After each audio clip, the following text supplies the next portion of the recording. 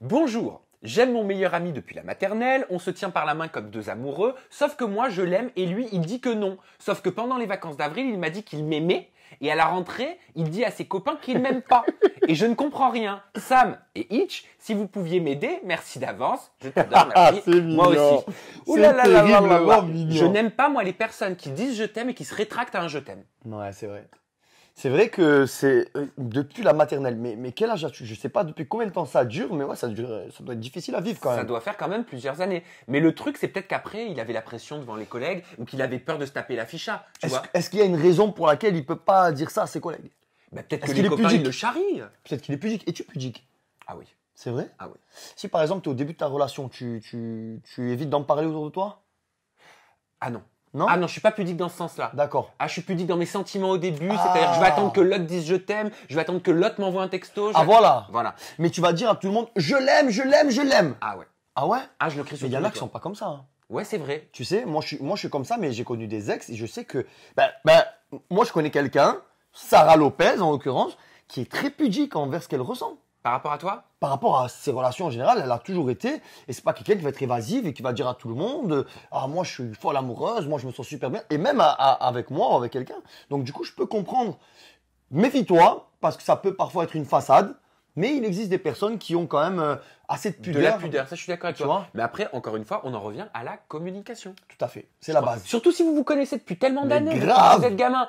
Faut parler. Alors là, faut parler. Est-ce que tu lui as posé la question? Bah oui. Et puis, faut pas avoir peur. Et Jamais. on dit, tout le monde dit, ça je le répète souvent, mais tout le monde dit, ah ça c'est la gênance, ah la gênance, ah elle s'est pris un refou de la gênance. Oh. Gênance de quoi? Zéro. La gênance c'est la vie. La la vie elle base. est faite de moments de C'est gêne. la base. Voilà. Qu'est-ce qu'on dit? Le ridicule ne tue pas, on s'en fout. Exactement. Prenez, allez-y, discutez, parlez, dévoilez-vous. Voilà, c'est la base. C'est Allez à parti. toi, Hitch. Mes parents veulent que je reste vierge jusqu'à mon mariage, mais j'ai peur qu'aucun mec veut de moi pour ça. Ah bah tiens, question c'est intéressant. à poser à un hétéro qui est là C'est juste à côté de moi. Très intéressant. Est-ce que ça t'attire Alors. une fille qui n'a jamais eu de relation sexuelle? Alors moi, quand je lis cette phrase, cette question, Ouais. je pense à l'Algérie. J'ai joué en Algérie et j'ai beaucoup rencontré de personnes qui sont dans cette situation-là. D'accord. Donc je sais que c'est pas toujours simple à vivre, que ce soit pour l'homme ou pour la femme. Hein.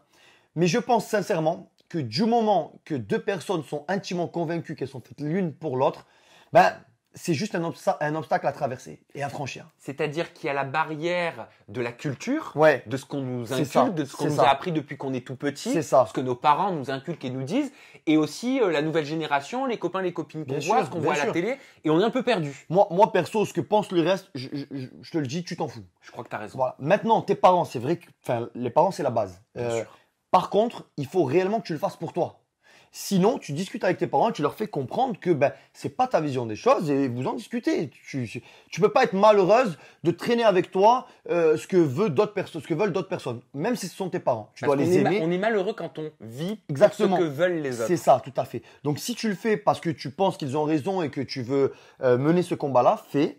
Et je suis certaine qu'il y a quelqu'un qui t'attend et qui l'acceptera. Ça doit être une conviction. Par contre, si tu es C'est ça. convaincu que tu veux te préserver jusqu'au mariage, eh bien préserve-toi jusqu'au Tout à fait. mariage. Et si un mec n'est pas capable de le comprendre, Exactement.